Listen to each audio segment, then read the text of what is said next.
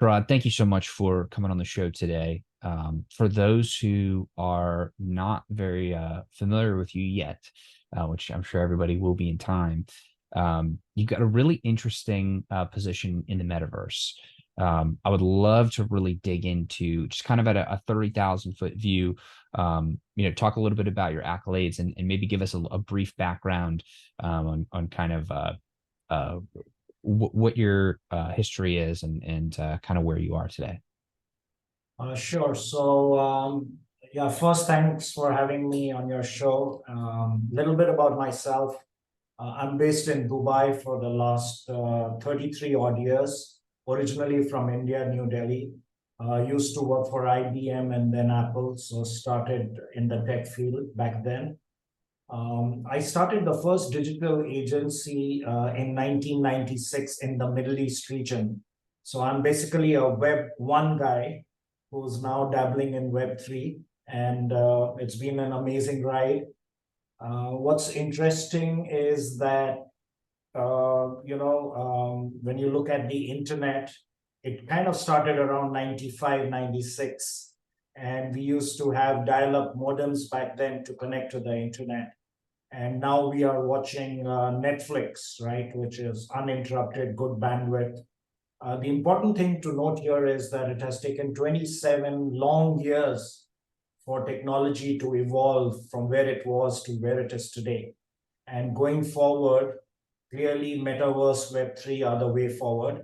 Unfortunately, some publications and some journalists have been premature, in my opinion, in writing the obituary for the metaverse, saying it's not happening. But it reminds me of early days. In 96, I read similar articles that who needs the internet? Will it ever fly? Will it take off? And look at us. I mean, if I take your internet away for 10 minutes, you will have withdrawal symptoms, just like me. So we are all addicted to the web, and so it will be in time with the metaverse. So I like to be the first mover when it comes to tech, and we took a giant leap, in my opinion, last year when we pivoted totally from Web 2 to Web 3. It's still early days. We are educating the market. It's loads of fun. It's kind of good to fail because once you decide to be the first mover, the onus is on you to learn from your mistakes and to train the market. So we are going through that process. We've had a few quick wins also in the market. But yeah, it's a marathon, like I say, it's not a sprint. So only people with patience, perseverance, and the vision will do well in this field, in my opinion. So I completely agree with you that in time, people will be so addicted to the metaverse and maybe they won't even realize it.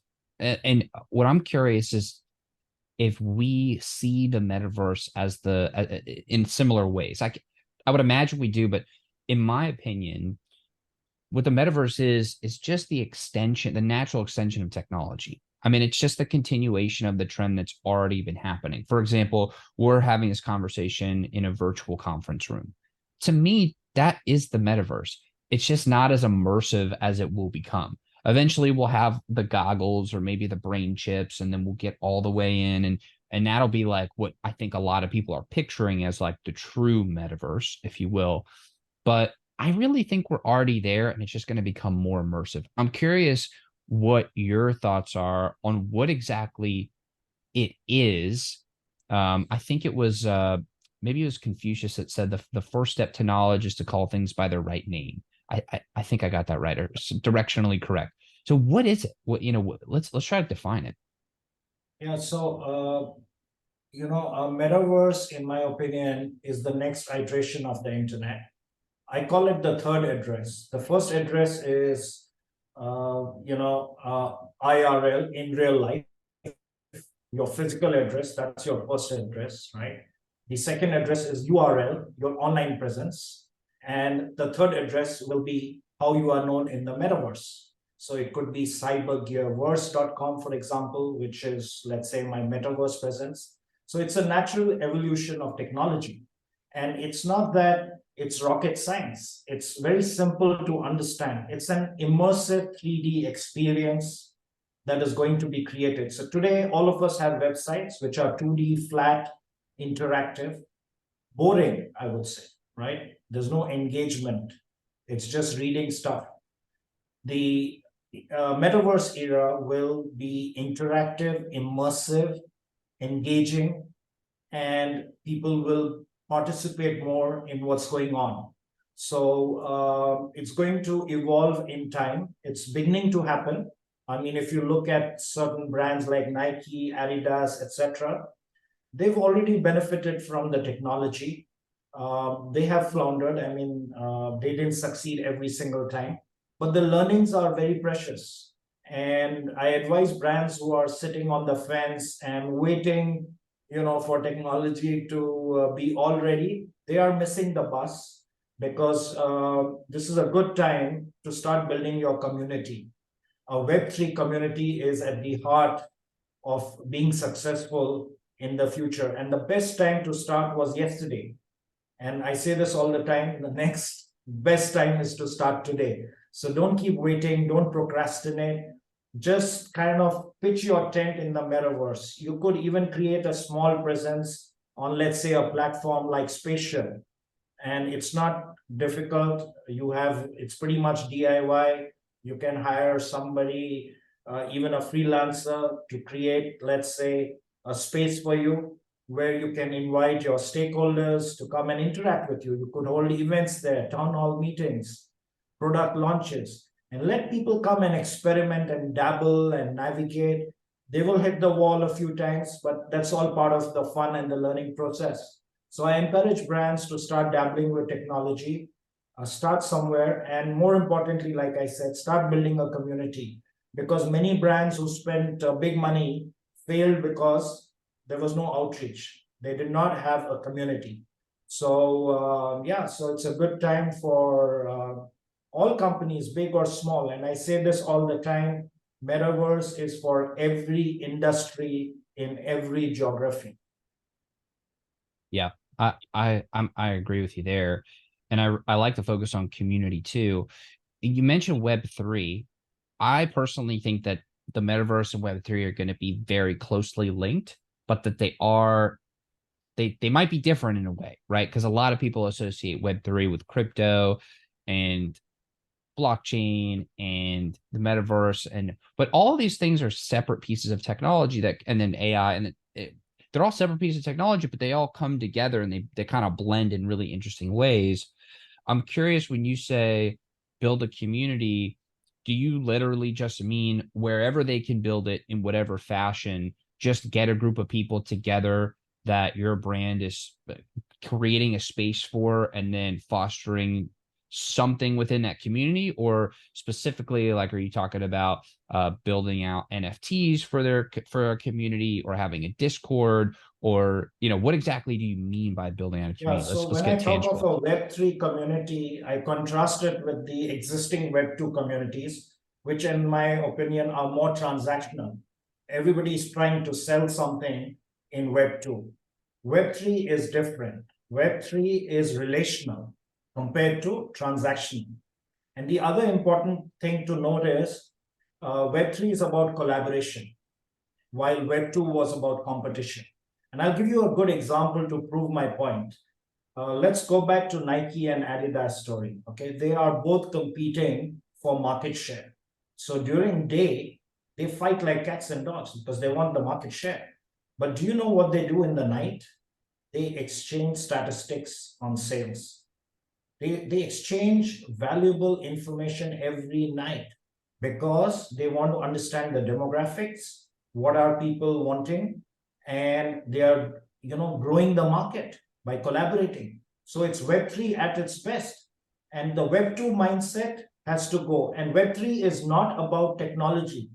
Web3 is a mindset of collaboration, not competition. So brands need to have CEOs, heads of departments who understand the ethos of Web3, which is collaborate with whoever you can, partner with whoever you can. And again, coming back to the Web3 community, another very important thing is that in Web2, we had segmented groups like let's say I had my clients, and then I had my suppliers in a different bucket, then I had my principals or my investors. In Web3, you kind of bring it all together in one bucket. Because think of it, your supplier could be your customer.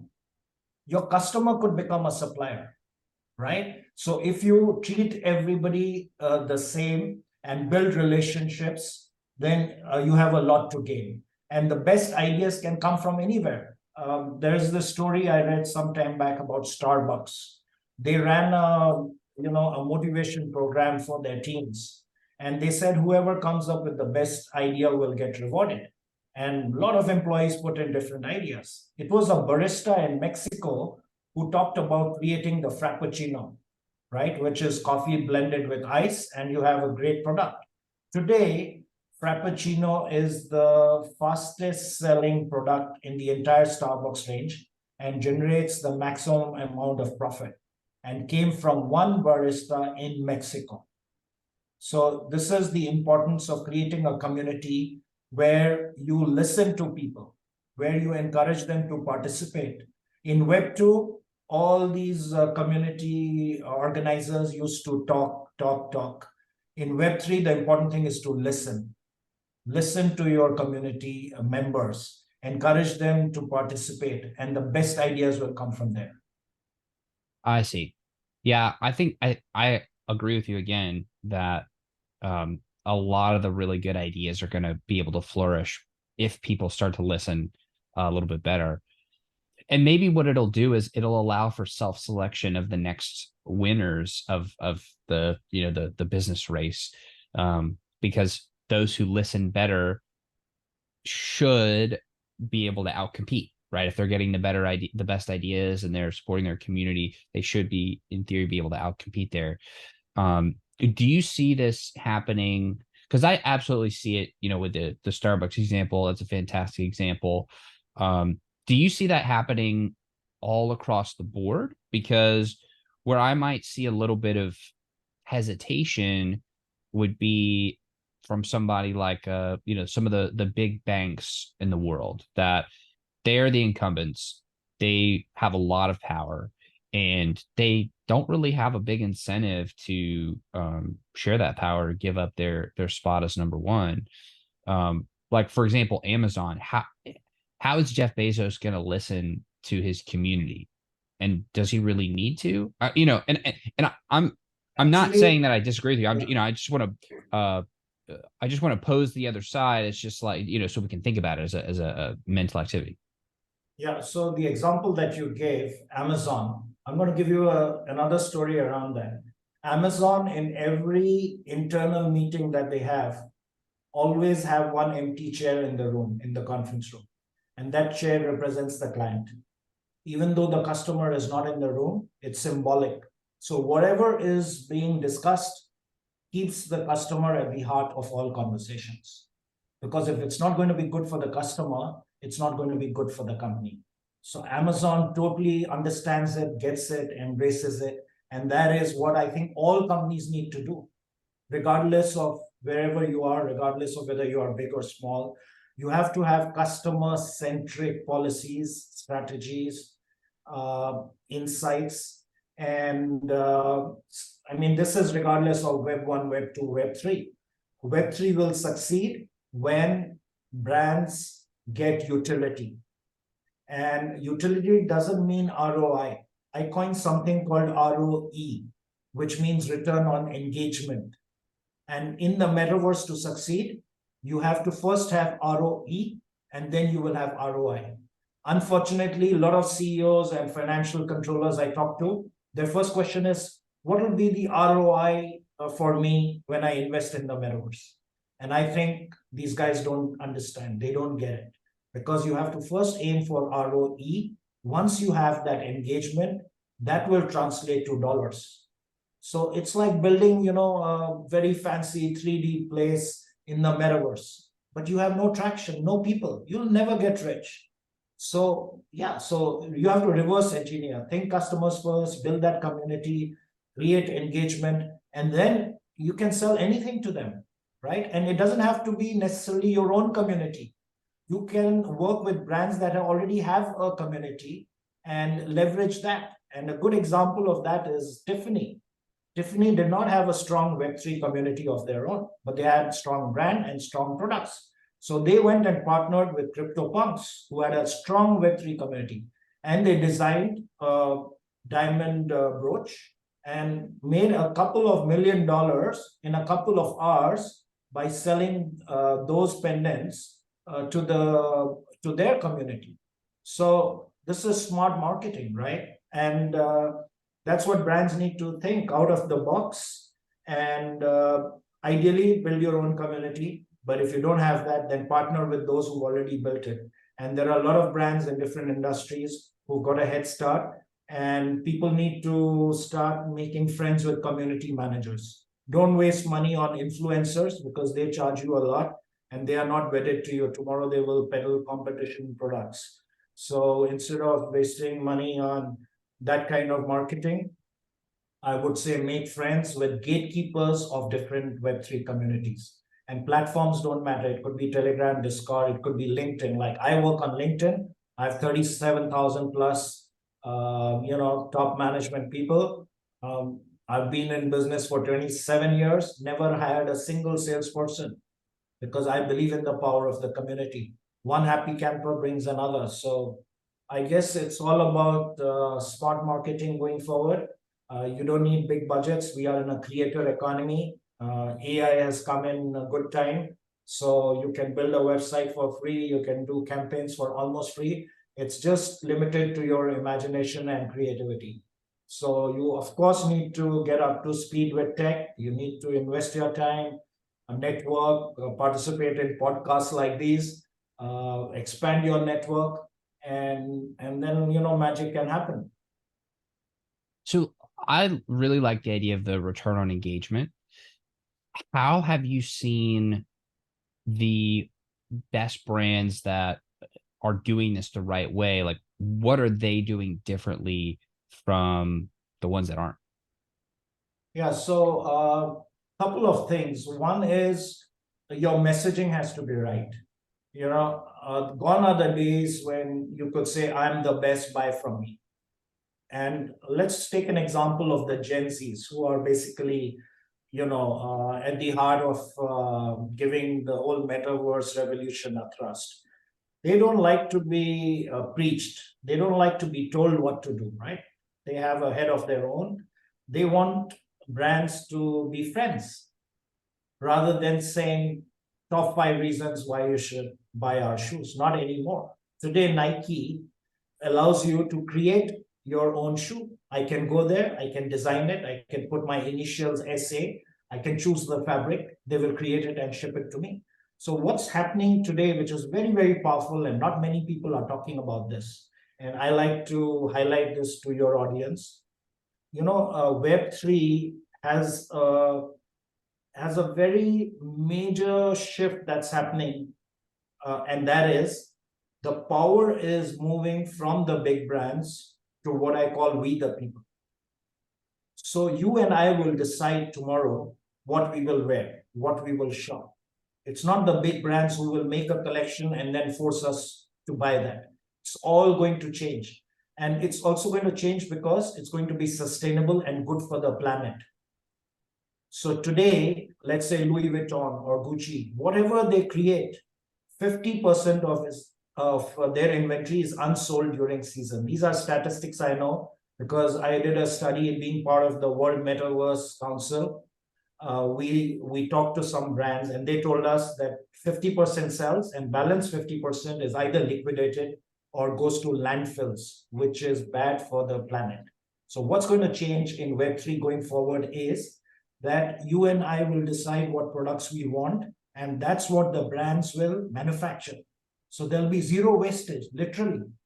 And that will be eventually good for the planet. So all brands have to rethink their strategies, their production style, their merchandising, their marketing philosophy. And the sooner they understand this and start implementing, then they'll be at sync with being successful in the future. Oh, that's really cool. Because it almost prevents them it works for the brands too, because they don't have to waste any resources creating things that don't get sold. They literally create things custom for the customer on a unit by unit basis. Yeah, that seems to me like it'll be a very efficient way to go about it. Well, at least it'll be an effective way to go about it. Because because now I'm thinking about the logistics of that. Each individual item will have its own components, its own blueprint. So maybe, they'll have to have a lot of capabilities in their manufacturing centers, but they won't necessarily use, like one might be a blue sleeves with a different color middle shirt. And so they have to have the capacity to be able to do that. But that may only pop up a couple of times every year. So But they'll have, it'll become a norm in time. Right now, it's a new concept. It's difficult to digest how it will roll out. But if you think 3 years ahead, 5 years ahead, I'm not a futurist, but when I do stargazing, so I can pretty much say that this is how merchandising will happen, because you need to, again, listen to the customers and give them what they want. That's 101 of marketing.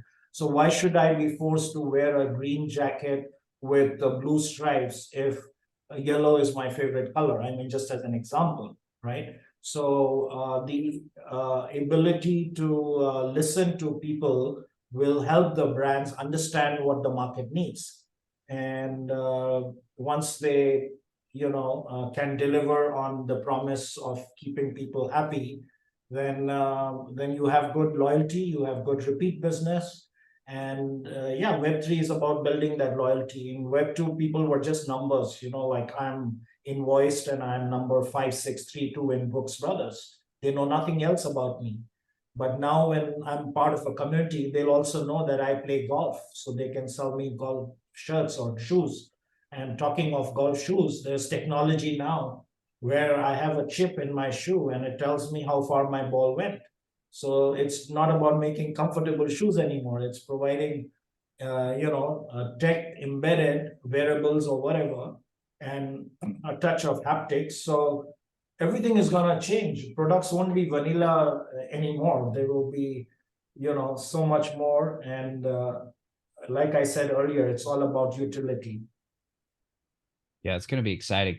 I'm, I'm pretty, I'm pretty jazzed about the idea of when you buy something in real life, then you get the digital counterpart for your avatar that you're, in whatever world you're existing in or worlds that you're existing in. I think that is going to be a huge game changer when brands realize how important those digital goods are to people. I mean, think about all the people that play video games. They spend so much money on skins for their character, meaning the outfits that their characters wear because they want to look cool while they play their game.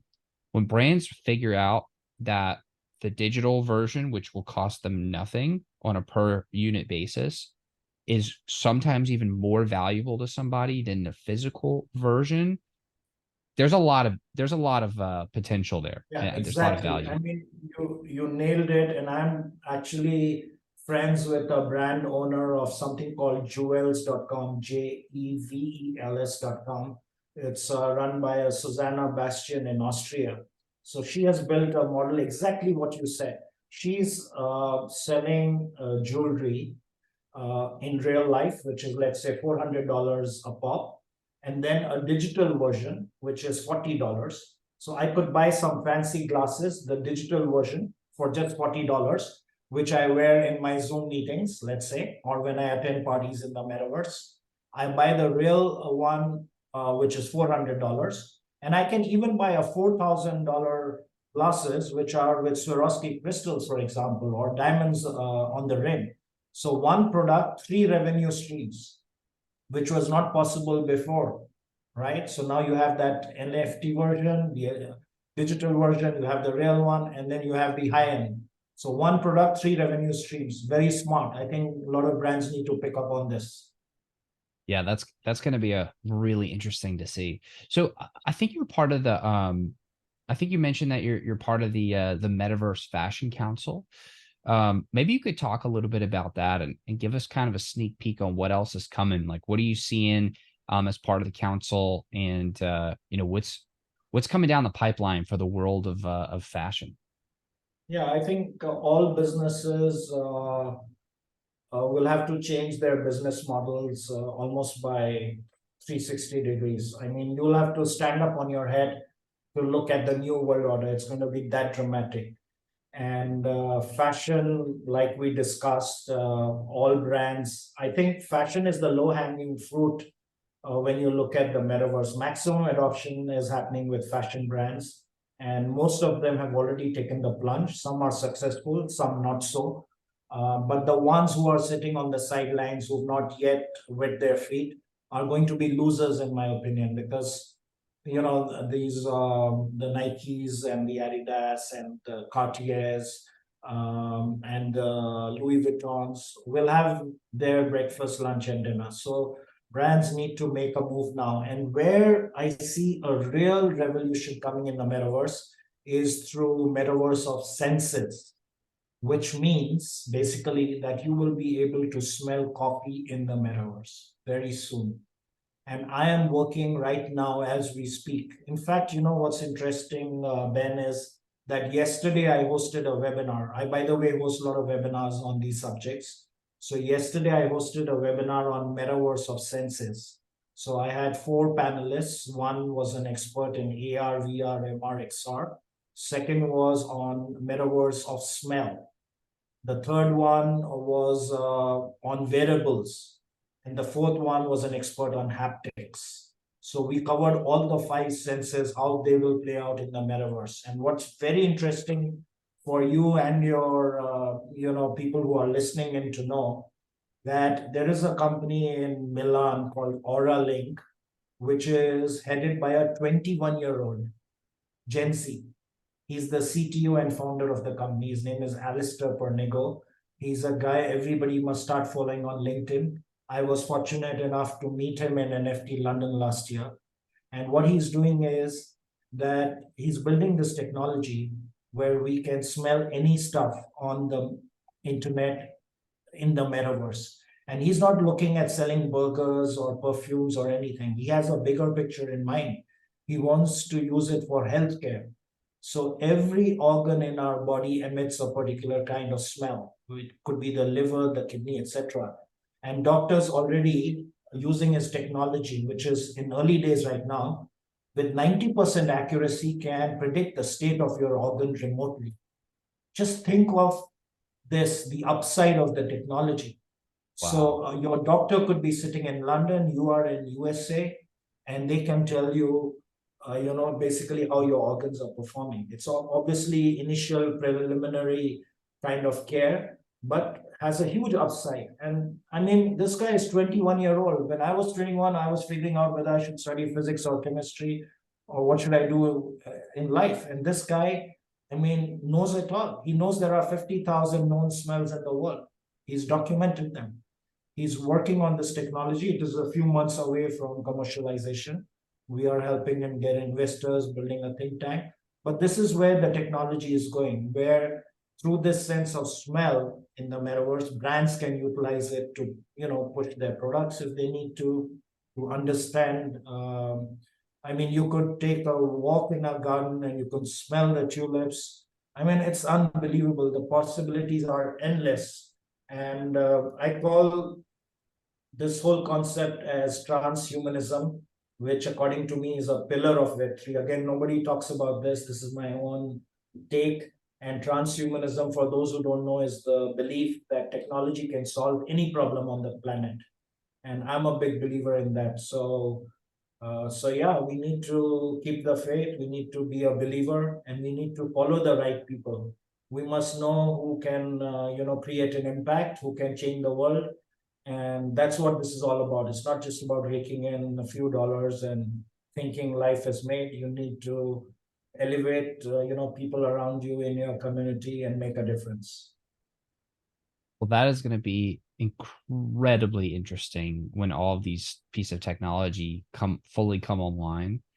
Because if we can, in essence, capture all the senses of IRL, but in the digital world, wow, that is It's going to be. coming. It's all going to fall in place. That's what we call convergence, right? And it's being done by different people around the world. I'm in touch with quite a few of them.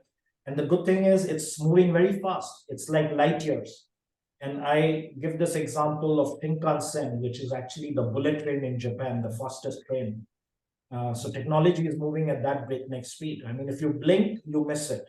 So you have to be always on. You cannot take a holiday, go on a sabbatical, and expect to be in touch with stuff. You have to be literally, reading, talking, meeting people, and then you can keep pace with stuff. Yeah, I've noticed that too, is that there's so many things too that are just very rapidly changing that at least for myself, I I definitely don't think I can become an expert in all of these different things. So that's one of the reasons for the show is to highlight people who are experts in the different things so we can at least learn enough to know what's going on in the world and stay current. So it's Yeah, everything is so new, so there aren't that many experts. I mean, I've talked to some people who claim to be experts, but within 10 minutes of a conversation, they kind of admit to me that, hey, we are all in the same boat, we are learning together. So it's a great leveler. I mean, we don't need to feel that we are left out, but we need to make the conscious effort of, reading the right stuff, watching YouTube videos, participating in webinars, conferences, and going out for real life events. You can't just sit behind a computer and expect to know everything. You got to meet people who can assist you, and then yeah, that's how you grow. And that's what I do every day. I mean, almost on a daily basis, I read 5 to 10 articles. I do 4 or 5 Zoom meetings. I participate in webinars, conferences. So you have to be out there, and I'm, spreading that knowledge. I've prepared a lot of guides on Web3, blockchain, metaverse, which I give out for free. But it's people who have to make the effort of reading them, right? So there's so much you can do. But those who are keen, yeah, I suggest they should go to my website, cyber-gear.io. You can find almost anything. You want to know about generative AI? I've got 250 smart tools that will make your life easy. But you're going to need to make the effort to go there, download, and read up. And it's not rocket science. Everything today that's happening, including the metaverse, in a creator economy, people will be able to build their presence on their own. It's like Wix for the websites. So there are a lot of fancy, easy to use tools that are coming up. People need to adopt technology, have an open mindset, and not think that blockchain is complicated, it's coding. No, coders are going to be irrelevant, in my opinion, in the near future, because AI will do all the coding. It pretty much does most of it right now, anyways. And think 2 years, 3 years later, I mean, how life is going to become simple in many ways, yet scary in many ways if it gets out of hand. So that's the other part of AI that people need to be conscious of, which is the governance, the regulations, the ethics of it all. But that's another big topic to discuss probably another day. Yeah, I agree on that. So I want to actually take the other side because clearly we're both very excited about the metaverse. And I've spent a significant amount of my life learning about this and digging into it, and it's very exciting. But I want to jump on the other side because I think it's helpful, for us to really think and get multiple perspectives. If you had to talk about some of the obstacles facing the creation of the metaverse, the adoption of the metaverse, what are those obstacles and what are some of the merits of those arguments or perspectives or obstacles? Like, why should we not go more towards the metaverse? So let's literally take the exact opposite side so we have a full perspective of the issue. Yeah, sure. So the biggest obstacle is education. People don't know enough. They don't know the jargon like AR, VR, MR, XR. Very confusing, even for me. I have to think to answer those questions. So we need to cut the jargon out. Even NFT, non-fungible token, what the hell does that mean?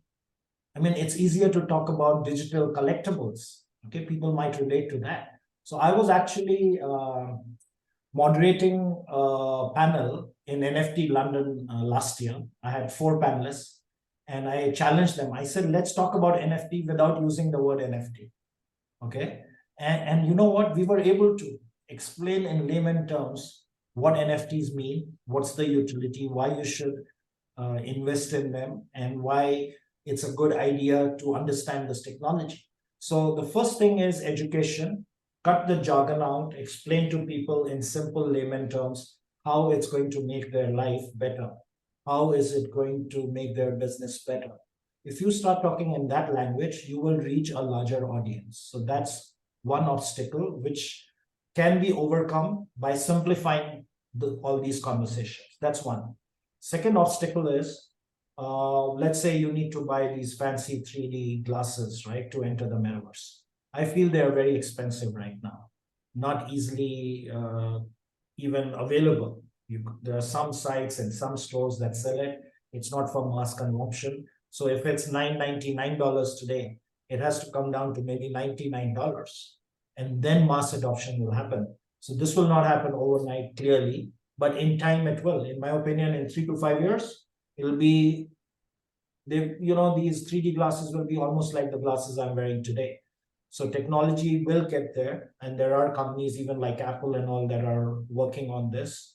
So when that happens, again, mass adoption happens. But mass adoption in a metaverse, realistically speaking, is 7 to 10 years away, in my opinion. And it kind of ties in with also the reports that came out from the big four, like the KPMGs and the Accentures of the world. They said it will be a $13 trillion economy by 2030, which is 7 years away. And mass adoption will not happen unless you have, let's say, more than 50% of the population spending at least a couple of hours in the metaverse.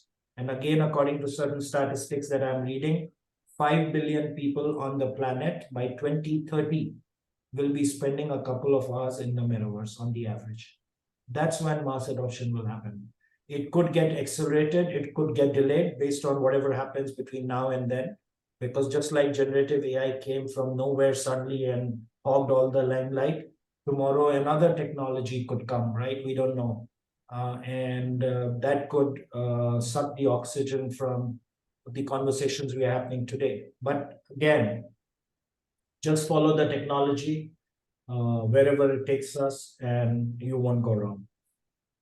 So are there any reasons why we should not create this technology? Why we should not pursue the metaverse? No, I don't see any reason why we should not. It's like, why should we not go on the internet? There is porn, there are scams, right? But that doesn't mean we don't embrace technology. We have to have safeguards built in. Like, even tomorrow, I mean, nothing stops my kids from using my credit card and going in casinos and gambling. Now, that's obviously not something that I want. But again, technology will solve this problem, because technology, I know a company I'm working with called Utopia out of Australia, which has built a layer like which will keep people safe in the metaverse. And they have partnered with Disney World in Florida, because those guys know how to keep people safe in real life. So they've taken their best practices, put them on blockchain, and created a virtual geofencing. So if anybody comes within 3 meters of my son in the virtual world, I'll get alerted. All right. So technology will solve these issues, in my opinion. And yeah, so there is no good reason for us not to think of getting into the metaverse. We have to, with our eyes open.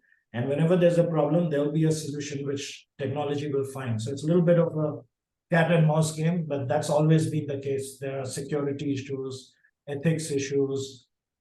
There will be bad players who will try to monetize by nefarious means. But again, buyer beware. We have to be alert to all the scamsters. We have to be knowledgeable, and we have to benefit from the technology. And I think metaverse offers so many good reasons, like 3D virtual try-ons before you buy a product. That's a game changer in itself. Digital twins. I'm working on a project right now where we have a real city which will be built in 7 years, can be created in the metaverse in 6 months flat. And you can start selling those apartments, leasing those offices right now rather than waiting for 7 years. So you get a head start. So there's so many benefits of technology, and people just have to take that plunge. Yeah, to me, it's going to be the great amplifier. right? Like one example would be if people are already afraid of the youth spending too much time on devices or using their phones too much, that will get amplified when we enter the metaverse. I mean, when we have full immersion, some people are just going to be stuck in there forever and they're not going to come out. So it's going to amplify it. That so I think there might be a case there for, hey, we should just be prepared for what's gonna happen, because it's gonna be very addicting, and it's gonna be addicting in across all senses too. Yeah, And it's Ben, gonna you're absolutely right. And even today with just the mobile phones, like it's addictive, right? I mean, I read a study. We look at our mobile phones 300 times in a day on the average. 300 wow. times. Each one of us, including you and I. If you start counting, you will come close to that figure. This is a study that was done by Ariana Huffington in the US of Huffington Post fame. And she did an in-depth study, and she says mobile phones are actually frying our brains. Mobile phones are frying our brains. In time, we will come to know. So, in that sense, yeah, technology is bad for the brain, bad for the eyes, and we need to know when to put it down. So, anything that you get addicted to is bad for the body as such. So, we need to draw the lines, and even in the metaverse, we'll have to have strict rules that you don't allow your children or your colleagues or workers to spend more than 2 or 3 hours, in the metaverse. It will have to be regulated because it can cause damage, and as it is, COVID created a lot of mental, health issues. And I'm a good example. I used to do back-to-back Zoom meetings like all day for 2 years until one day I realized I'm having some kind of panic attacks, and it was all diagnosed back to too much screen time. So I had to cut down my activities by almost 50%. But youngsters truly, are so addicted to these technologies that we need to be educating them on the limits that they need to, have on usage. And again, it comes back to the point on education and creating awareness. And you rightly pointed out that this could be a problem. It already is actually, and it could get magnified in time unless right now we take action and have these honest conversations with our children, because we sometimes feel children don't listen to us. But this is one thing I think it's onus is on adults to make sure they kind of drill it in them that you need to use it in moderation. Yeah, I think that's a good point. I think I, I would hope that one of the resounding messages is proceed with caution Yes. and know what you're getting into. But all that to say, I'm still extremely excited about the metaverse. I spend an exorbitant amount of time thinking about it and talking to people about it and existing, in a world that is a precursor to it. So yeah, I'm very excited about it. And yeah, I'd love to maybe touch base. We're coming to the end of our time here today, and I'm really grateful for the time you've shared. Maybe we touch base in the future when some of these bigger pieces of technology have been released, and we can talk more about it, and we can kind of follow up on some of the discussion topics from today. Sure. I'd be happy to, and I'm keeping in touch with most of the innovators, especially the impact entrepreneurs who are going to make a difference. And that's a mission I'm on, to make the world a better place. I do run a community called Meta Shapers. You can see the logo on my background here. Meta Shapers is a community of about 100 entrepreneurs from 5 continents who are all working with technology to make it a better place in different aspects of it. And it all is coming together nicely.